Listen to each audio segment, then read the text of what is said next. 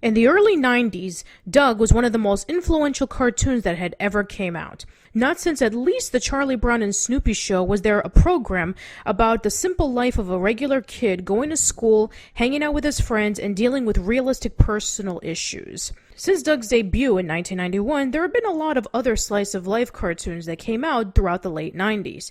Recess, Pepper Ann, The Weekenders, Arthur, etc. But the one that really stuck to my mind as a kid was Hey Arnold. Now, as much as I love Doug, I feel that everything that Doug did, Hey Arnold did it so much better.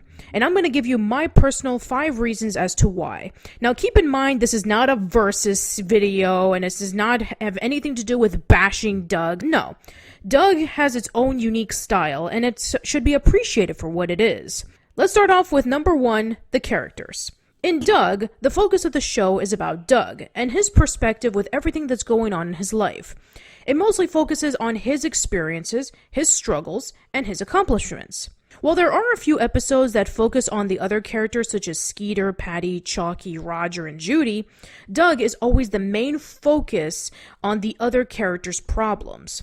For example, in the episode Doug Says Goodbye, Skeeter is told by his parents that he's moving. Skeeter decides to live with Doug sneakily so that he doesn't have to move away. But then his parents start worrying about where Skeeter is. So Doug convinces him to go back to his parents even though that he would risk losing his best friend. Instead of mostly focusing on what Skeeter is going through, maybe possibly showing a different side to his lighthearted, enthusiastic, and goofy persona, this episode mostly focuses on Doug's feelings of Skeeter moving. We don't see Skeeter packing away his things, thinking about his childhood living in Bluffington, the fears that he's going to be moving into a new town unexpectedly. But instead, Doug is our window into seeing how Skeeter is feeling. In the episode Doug Rocks the House, Doug throws a window in an abandoned house after Roger dares him to do it. After throwing it and the house falls apart, Patty saw what happened and becomes angry at Doug. Doug is confused as to why Patty is angry at him for knocking down an old abandoned house, but thanks to Skeeter, he learned that the house was where Patty and her family used to live. But they moved away when her mother passed away. It would have been nice to see Patty's perspective after Doug demolished her house. Maybe a scene in which she was looking at the pictures in her locker, the same ones that Doug eventually picked up after Patty slammed her locker door. Or maybe she would have approached all the other kids who are calling Doug a hero and giving them their rocks to autograph. Or she could have recollected her memories of her mom when she was walking towards the empty land after the house was cleaned off. But once again, it's from Doug's point of view. I understand that this is supposed to be the events told from Doug from his journal, and that's perfectly fine. But even with Peanuts, we do get to spend some time with the other kids that isn't Charlie Brown, even though that he's the main character. This is where Hey Arnold differs from Doug. Despite the show being called Hey Arnold, a lot of Arnold's friends were showcased on their own episodes with their own unique problems and achievements. Some of them would feature Arnold, but he wouldn't be the main focus or be shown from his visual aspect of the episode. For example, in Gerald's Secret, there's a bike race coming up, and Gerald declines on joining, claiming that he needs to help his family paint the house. But in reality, Gerald doesn't know how to ride a bike. We get to see in flashback on why he doesn't know how to ride a bike. His struggles on trying to ride a bike, confronting his fears when he relives the incident that happened as a young kid, and his triumphant of winning the bike race. Yes, Arnold gives him encouragement and helps him riding his bike, but Gerald's problems were shown and told by Gerald. Look, I was doing fine until you decided to help, and now I'm gonna look like a fool at the bike-a-thon. I quit. You can do this, Gerald. Don't quit now. Here's another example. In Phoebe Takes the Fall, Phoebe answers a question wrong on purpose during a school quiz competition so that Helga can compete in the finals and win the trophy to make her parents proud. Now in this episode, we not only see Phoebe struggles with working hard on getting her best friend to win the finals by quizzing her and staying up all night to do research for more questions to ask Helga, but we also get to see why Helga would ask Phoebe to take the fall. Earlier in the series, we're introduced to her older sister Olga, the apple in her parents' eye who gets straight A's in her school and has won every single contest in the city. I remember the first time your sister Olga won the city spelling bee. It was the greatest moment of her life. She was so happy. I'll never forget when she got that final word. Qualm. Qualm. Qualm. The L was practically silent, but she nailed it. She nailed that L. She won that trophy, and then she won another, and soon this whole room was full of trophies. With the exception of the competition that Helga was currently participating in. City academic competition. The one competition even your sister Olga couldn't win. Still got the blank space on the shelf where I was gonna put the trophy. Would have been the crown jewel in the Pataki Trophy Kingdom. Oh well, good luck tomorrow, Helga. Don't feel bad if you blow it. Sure would be nice to win that trophy, though. If she won the trophy, then she would get the attention from her parent that she normally wouldn't get due to her being overshadowed by Olga. So you can understand both characters' dilemmas. How Arnold gets involved in the story is by seeing Phoebe exhausted after constantly studying for Helga, and later on confronting Helga, learning about what she did to convince Phoebe to lose on purpose. Arnold gives his opinions to do the right thing, and that's it. It also helps that the episodes of Hey Arnold has the other characters' names in the title, so that you would know what the episode will be focused on. In Doug, every single episode of the series has Doug's name in the title. With Arnold, out of the 100 episodes in the series, only 13 have Arnold's name in the title. 14 if you want to count Timberly Loves Arnold. The only time in which Doug didn't have his name in the title was in the Disney incarnation with the episodes Judy, Judy, Judy, the Quailman episodes such as Quailman vs. Quail Dad and Quailman vs. the Quizzer, BB Goes Broke, and Patty's Dad Dilemma. But even in the Disney incarnation, the main focus is on Doug's perspective.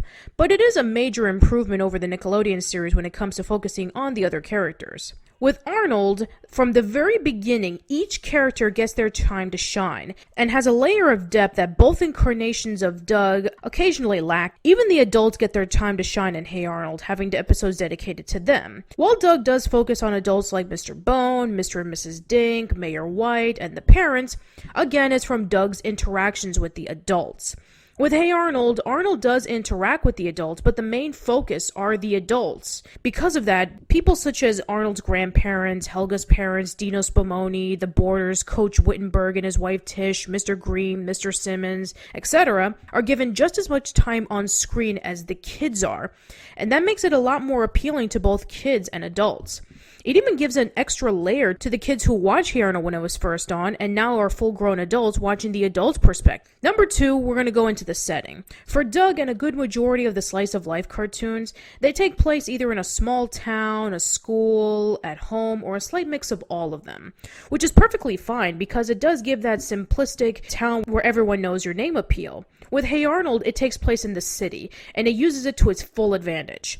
The locations are varied, vibrant, atmospheric, colorful, dark, cheery, grimy, and memorable. When I stated in my Doug video that Doug's locations were a standout because of its simplicity and its unforgettable moments that took place, Hey Arnold is the same as well.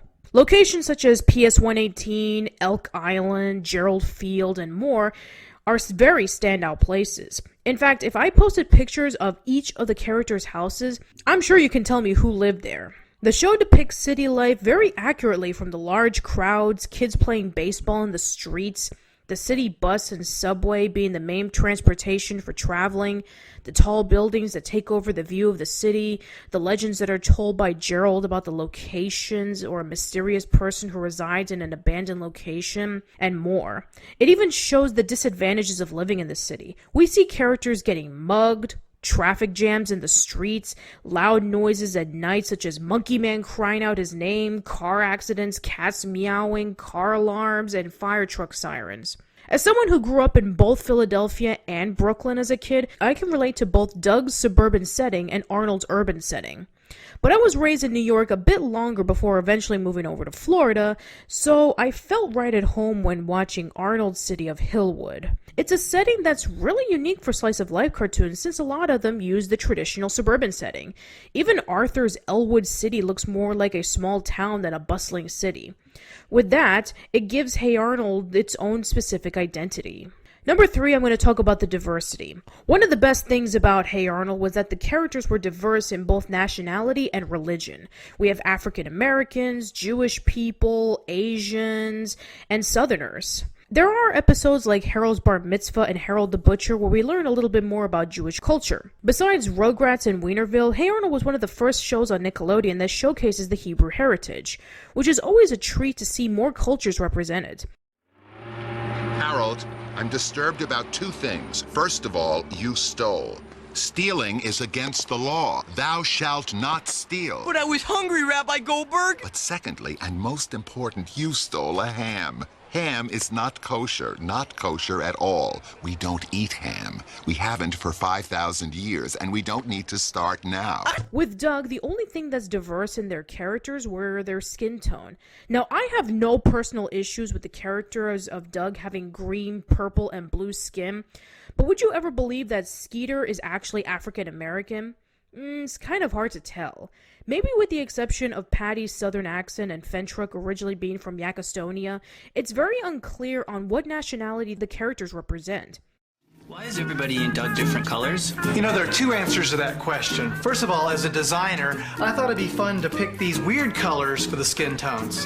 And the second reason is because it doesn't really matter what color you are on the outside, it's what you are on the inside that counts. It's beautiful, David. Another diverse thing about Hey Arnold is the show's soundtrack. With Doug's soundtrack, it has a variety of songs from Fred Newman and Dan Sawyer's performances with instruments mixed with mouth sounds and the occasional performance from the Beats, which is always a very awesome thing to listen to. Hey Arnold is a bit different with his soundtrack. For kids in the 90s, the most popular style of music were pop, alternative rock, and hip-hop. So having music such as the background jazz soundtrack from Jim Lang and vocal swing music from Dino Spumoni gave a new generation of kids an introduction to a genre similar to how The Adventures of Pete and Pete introduced kids to indie music. It builds a bigger appreciation to music in a subtle way that when watching the show you wouldn't notice the soundtrack when you watch it the first time. It gives Hey Arnold a sense of class in presenting itself, which you can appreciate when you get older. Number 4 is the life lessons. Doug's life lessons are very relatable and very simple. Back then, when there were no slice of life cartoons to showcase how kids' lives were, Doug was a very much needed program. But now, skipping a few years later, when other cartoons came along, they put their own little spin on it. With Hey Arnold, they took it to the next level with their life lessons. I already mentioned in my As Told by Ginger video on some of Hey Arnold's lessons, such as family neglect from Helga, addiction from Chocolate Boy, weight issues from Harold, voice change from Gerald, and the life of an orphan from Arnold. But there were more that I didn't bring up. There's finding something special about yourself from Stinky, struggling with passing tests from Torvald, the pressures of being the best to make everyone around you feel proud from Phoebe and Olga, the feeling of isolation because of your size from Big Patty, and being teased for being unlucky from Eugene. Hey Arnold wasn't afraid to show harsher moments of a kid's life in a time in which censorship in cartoons was becoming a little bit more prevalent. It gives another layer of relatability, since the life of a kid is not perfect. Kids have problems in both home and school. Kids are not always happy and cheerful. Shows like Hey Arnold are more remembered because it treats kids seriously, despite being a cartoon. Just because it's for kids doesn't mean you should constantly sugarcoat everything and do a lot of lowbrow jokes. Kids are smarter than that, and they know what's good and what's bad.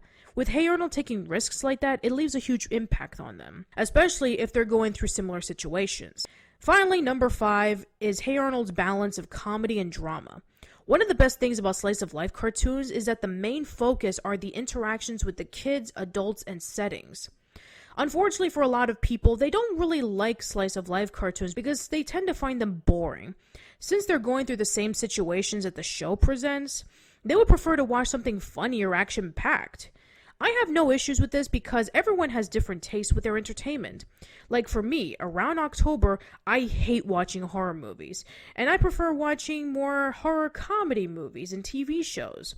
People like Kevin are obsessed with horror movies. They will marathon a horror movie pretty much every day of the year. But what is it about Hey Arnold that seems to be one of the very rare exceptions to the rule? I mean, after all, you still have the life of a kid going to school and hanging out with friends, like Doug, and you still have kids and adults going through melodramatic and unpleasant moments like As Told by Ginger.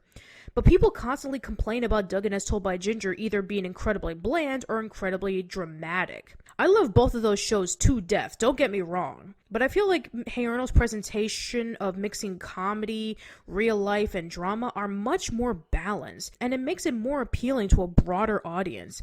Characters go through both lighthearted and dramatic moments, just like real people do. Going back to Eugene, he's considered to be the jinx of the school with constant bad luck moments happening to him. But at the same time, he's incredibly optimistic. Episodes such as Eugene's bike, Eugene's birthday, Stuck in a Tree, and Eugene are great examples on that. But he can be pushed to his limits and showcase his bad side, which was featured in the episode Eugene Goes Bad. And then there's Helga. We have episodes where she goes absolutely love crazy for Arnold, and would accidentally leave behind a hint on that, with episodes such as The Little Pink Book, Helga Blabs It All, and Helga's Parrot. But then we see her interacting with her dysfunctional family, such as Olga Comes Home, Quantity Time, Road Trip, and Helga on the Couch. And it paints another picture on Helga. Finally, our last example is Arnold. Most episodes show him as the guy who gives off advice or helps everyone around him. But then we see that he has his own personal problems, such as his parents being missing like Parents' Day and The Journal, and that he's not a flawless character. In fact, Lila Sawyer is one of the most hated characters in the series because she's too perfect. Then there's the type of stories that are told. Some episodes focus on a legend either told by Gerald, Grandpa, or Curly. They bring in a sort of mystery, which is a nice change of pace in the series. Again, going back to what I said about the urban setting, it gives the city another layer of depth. And then we have the obligatory holiday episodes. Each and every single one of them are prime examples of its balance of comedy and drama. Arnold's Christmas with its portrayal of war and the true meaning of Christmas with giving instead of receiving. Arnold's Thanksgiving with its showcase that sometimes a day where everyone should be thankful with what they have can be selfish. Arnold's Halloween with its homage to an actual event that occurred in 1938. Arnold's Valentine's Day with Arnold trying to hook up with a girl that doesn't know he exists, and Helga trying to hook up with Arnold. And Veterans Day being one of the very, very few episodes of any animated show that celebrates the holiday with two different stories on two different wars. If you're wondering on my opinion on the April Fool's Day episode, it's alright. Nothing really too special. The point I'm trying to make is that Hey Arnold is varied with its emotions and its presentation. But the one thing that is consistent with every episode is it has heart. The show has a lot of heart. That's what made everybody fell in love with it when it first came out, as well as the new generation of kids when they saw reruns on the 90s or all that and the Splat. So to conclude this video, I need to reiterate to you guys one more time, I love Doug, and I appreciate everything that it did back in 1991. And this isn't me bashing on Doug, saying that it has nothing compared to Hey Arnold. But if I were to choose between the two, I would choose Hey Arnold in a heartbeat. Everything that Doug did, Hey Arnold did it better. It's the total package that is just as relevant as when it came out in '96. It's a shame that slice of life cartoons are pretty much non-existent, but as long as we have programs like Hey Arnold still airing on TV, then I think we're gonna be okay until the next slice of life show comes out. But it's gonna be a really tough act to follow.